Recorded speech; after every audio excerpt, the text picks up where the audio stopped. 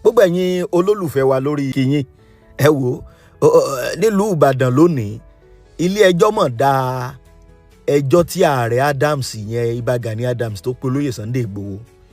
ẹ̀yin èèyàn wa káàkiri gbogbo àgbálá ayé níbi tẹ́ ẹ ti láǹfààní àtòrí ọ̀fẹ́ tẹ́ ẹ ti ń wo fọ́nrán yìí tẹ́ ẹ sì ń gbọ́rọ̀ wa ọ̀rọ̀ kan ló tún ṣe ni ní kàyéfì o ìyẹn nílé ẹjọ́ nílùú Ìbàdàn lónìí tẹ́ ẹ bá gbàgbé rògbòdìyàn kan tó ń lọ ńlẹ̀ nípa olóyè Sunday Igboho àti bàbá Gani Adams ó mọ̀ ti pé ọjọ́ bíi mẹ́ta kan tí ẹjọ́ yìí ti wà ní ilé ẹjọ́ o ṣùgbọ́n nílùú Ìbàdàn lónìí gọ́ngọ́ sọ ò òní tẹ́ tún gbé ẹjọ́ yìí lọ sílé ẹjọ́ wọ́n da ẹjọ́ yìí nù ní o ìyẹn nílé ẹjọ́ nílùú Ìbàdàn ẹ gbọ́ kí ló dé kí ni ó wà ń di ọ̀rọ̀ yìí gangan tí ilé ẹjọ́ fi da ẹjọ́ yìí nù ẹ wo ẹ ká lọ ẹ wá lọ gbọ́ ọ̀rọ̀ yìí bó ṣe lọ gbogbo ẹ̀ náà lẹ́ gbọ́ nínú fọ́nrán yìí kí ló ṣẹlẹ̀ gangan láàrin olóyè Sunday Igboho àti bàbá Gani Adams kí ló dé gangan tí Gani Adams tó fi pe Sunday Igboho lẹ́jọ́ nílé ẹjọ́ gbogbo ẹ̀ náà lẹ́ gbọ́ ní orí ètò Kúnlé Ìjẹ̀ṣà ẹ wá lọ gbọ́ gbogbo ẹ̀ bó ṣe lọ ẹ̀yin èèyàn wa káàkiri gbogbo àgbálá ayé ẹ bá wa share fọ́nrán yìí kó lọ káàkiri gbogbo àgbálá ayé kó kan ọmọdé kó kan àgbà kó kan obìnrin kó kan ọkùnrin kó kan onílé kódà kó kan àlejò fáǹfààní ẹ̀yin tẹ́ ẹ ti subscribe sórí ètò Kúnlé Ìjẹ̀ṣà ẹ subscribe sórí ètò Kúnlé Ìjẹ̀ṣà kẹ́yìn náà kẹ́ lè bá a máa jàǹfààní bá a bá tún ṣe mú fọ́nrán wá fún gbogbo ẹ̀yin èèyàn wa káàkiri gbogbo àgbálá ayé ẹ wo bí ọ̀rọ̀ ń bá tún ṣe ń lọ àtúnjẹ́kẹ́ ẹ̀ máa gbọ́ lórí ọ̀rọ̀ bàbá Gani Adams àti olóyè Sunday Igboho. ẹjọ́ dànù wọ́n ní ẹjọ́ yẹn kò lẹ́sẹ̀ ńlẹ̀ náà bá da ẹjọ́ nù o bí omi ìsanwó o ẹ̀yin èèyàn bó ló ṣe jẹ́ gan ẹjọ́ wo gan ni ààrẹ Adams pé olóyè Sunday Igboho bẹ́ẹ̀ bá gbàgbé ọdún tó kọjá kọ́ nìyẹn ó ní voice note kan jáde níbi tá a ti gbọ́ toríṣiríṣi ọ̀rọ̀ tí ń lọ tí ààrẹ Gani Adams pẹ̀lú èèyàn kan tí wọ́n jọ ń sọ̀rọ̀ wọ́n sì sọ oríṣiríṣi lórí ọ̀rọ̀ Igboho ìgbà yẹn ni ààrẹ Gani Adams fi gba ilé ẹjọ́ lọ wípé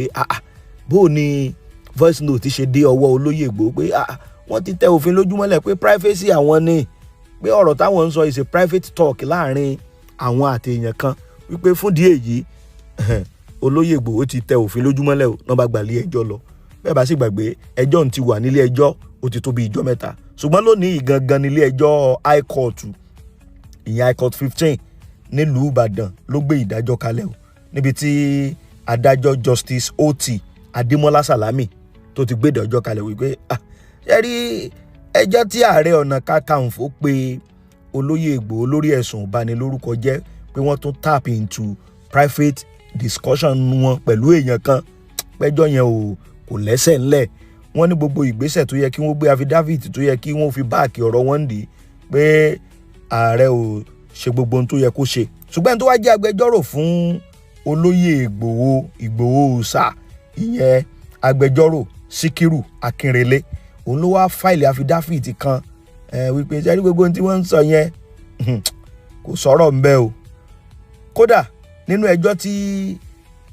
ààrẹ Gani Adams pé olóyè Igboho ó ní 5 billion làwọn ó gbà o pé fún damages pé kílé ẹjọ́ kí wọ́n gba ọ̀rọ̀ yẹn yẹ̀ wò ṣùgbọ́n lónìí kàkà tí wọ́n fi gba 5 billion lọ́wọ́ olóyè Igboho ilé ẹjọ́ tó wá pa láṣẹ fún ààrẹ Gani Adams pé kó lọ san 500,000 naira fún olóyè Igboho eléyìí tó mọ̀ ga o wípé torí náà gbogbo ìgbésẹ̀ tó yẹ kí wọ́n gbé tó yẹ kí lọ́ọ̀yà ààrẹ Adams ò gbé pé wọn ò gbé fún díẹ̀ èyí ẹjọ́ náà o àwọn dànù ní o bíi omi ìsanwó ìyẹn ni adájọ́ Oti Adémọ́lá Salami ti high court 15 ní ìlú Ìbàdàn ò ní wọ́n gbé síta o ẹ̀yin èèyàn bó lẹ ṣe rí sí ẹ máa ń ṣíà ẹ o Ìgbòho tún ti borí lẹ́ẹ̀kan sí o Ìgbòho tún ti borí lẹ́ẹ̀kan sí o wọ́n ní kí wọ́n lọ san 500,000 naira fọlọ́yè Ìgbòho bó lẹ ṣe rí sí ẹ̀yin èèyàn congratulations to Ìgbòho àbí congratulations tó olóyè Ìgbòho nìyẹn. Ìgbòho tó ti jàjàyè wọ́n da ẹjọ́ nù bí omi ìsanwó. ẹ̀yin ẹ̀ máa ṣí ẹ pín ẹjọ́ ó bọ́ sínú ìgboro ayé. Ẹ wo àwa kàn ní ká fi tó yín létí ni lórí ìkànnì Àràbà tẹlifíṣàn gẹ́gẹ́ bí ohun tá a gbé lọ́wọ́ wípé àníjẹ́ kí tiyín ó di sí gbogbo àwọn nǹkan tó bá ń ṣẹlẹ̀ káàkiri ìlú wa. Báwọn tuntun mi bá tó ṣe ń tẹ̀ wá lọ́wọ́ ẹ mọ́ wọ́rí á tún gbé wá fẹ́yìn èèyàn wa. Ẹ ṣeun jàre, ó dàbọ̀, ó dìgbà. ẹ̀yin olólùfẹ́ wa káàkiri gbogbo àgbálá ayé, ibi tá fi àdàgbà ètò yìí sọlẹ̀ sí lónìí rèé o. bó bá tó ṣe ń lọ àtúnjẹ́kẹ́ ẹ̀ mọ́ gbọ́ bá a ṣe wọlé ló yẹ káàkiri. mo kí gbogbo ẹ̀yin olólùfẹ́ Kúnlé Ìjẹ̀ṣà káàkiri gbogbo àgbálá ayé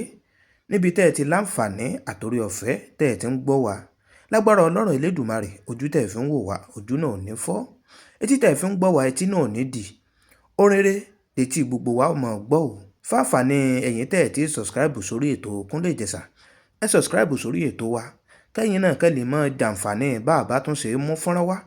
ìyẹn fún gbogbo ẹ̀yin olólùfẹ́ wa káàkiri gbogbo àgbálá ayé lórí ẹ̀rọ ayélujára. ẹ ṣí ẹ̀ fọ́nrán yìí, ẹ jẹ́ kó kan ọmọdé, kó kan àgbà, kó kan ọkùnrin, kó kan obìnrin. ntẹ́yìn náà bá fẹ́ sọ ẹ sọ sí àpò kọ́mẹ̀ǹtì wa. ẹ wo ire lójú owó rí, ire lójú ọ̀la rí, ire lójú gbogbo wa mọ̀ rí o. ire o, ó dìgbà. orí ètò Kúnlé Ìjẹ̀ṣà náà lẹ́wà.